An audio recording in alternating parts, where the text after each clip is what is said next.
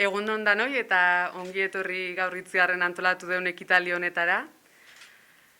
Batetik, Debako udalbatzako 3 alderdiek eta Itziarko auzo udalak adostutako hitzarmena sinatuko da gaur. Eta horren ondoren adierazpena irakurriko dugu. Eta, hasiera-hasieratik eskerrak eman nahi dizkizuet hemen zaudeten partaide guztioi eta baita ere bereziki, Gipuzkoako Foru Aldunditik etorri zaigu Eider Mendoza, gobernantzako ordezkaria, eta, berari ere eskerrak eman nahi dizkiot. Ordun hasteko, hemen atzean ditugu Gilen Garzia eta Arantxa Egaña, Debako alkatia eta Itziarko auzo alkatia, eta ekitaldi hau hasteko, sinatu egingo dute hitzarmena.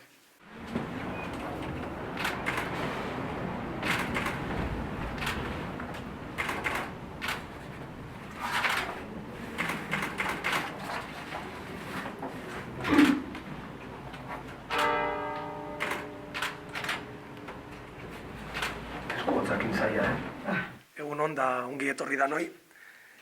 Oraintxe irakurriko dizueguna Debako udalak eta Itziarko auzo udalak sinatzen duten adierazpena da.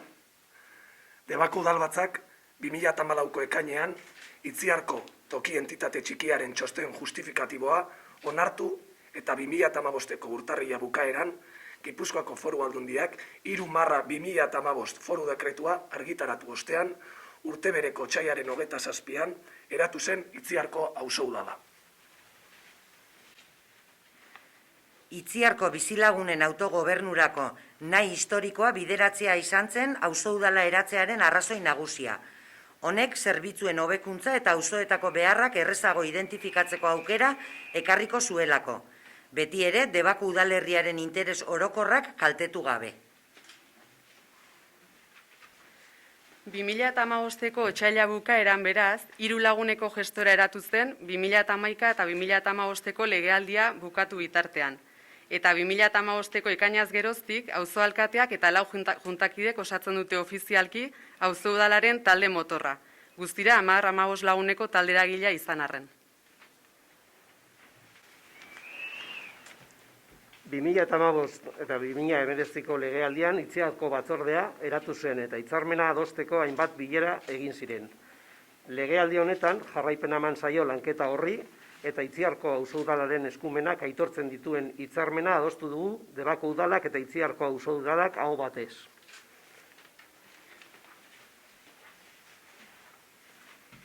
Elkarlana oinarri parte hartu dugun taldeon artean beharrak, kezkak, antolaketa moduak, eskumenak, aztertu eta negoziatu ditugu, eta toki entitate txikiaren ibilbidea hasi zen 6 urte betetzear dauden honetan, adierazpen hau sinatzen dugun kideok honako konpromisoa hartzen dugu. Gaurtik aurrera bi instituzioen artean koordinazioa hobetu eta pausoak aurrera ematea.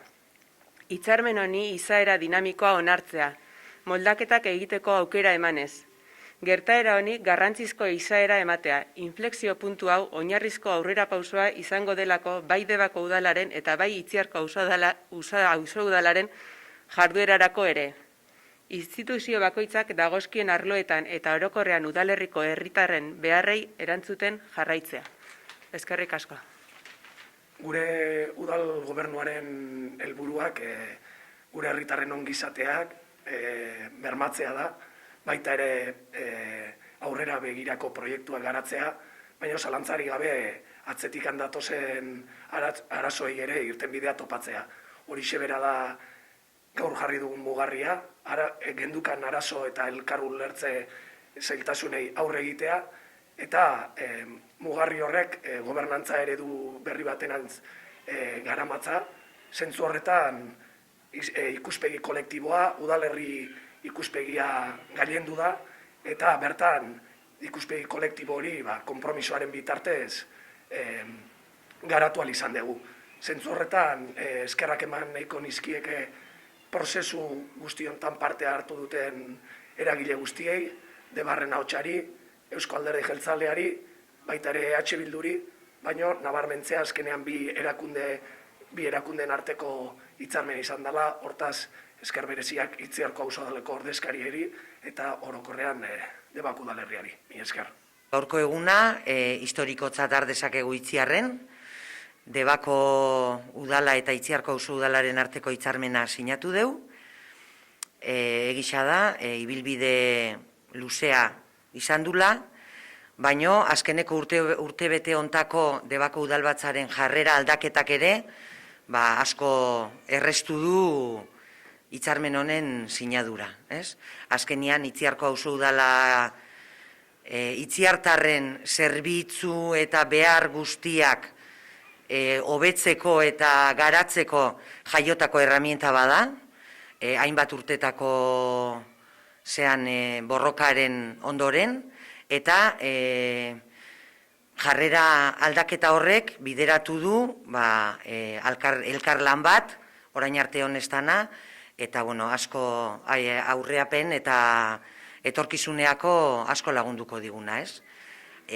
Bestalde, hitzarmen nahiko historikoa dela, iruditzen zait, badaude hainbat udalerri arazo berdintzua daukatenakin, ez? Komunitate ezberdinen arteko arazoa daukatenak, eta iruditzen zait, hitzarmen hau eredugarri izan litekeela hainbat udalerri eta sor daitezkeen auzo udalentzako.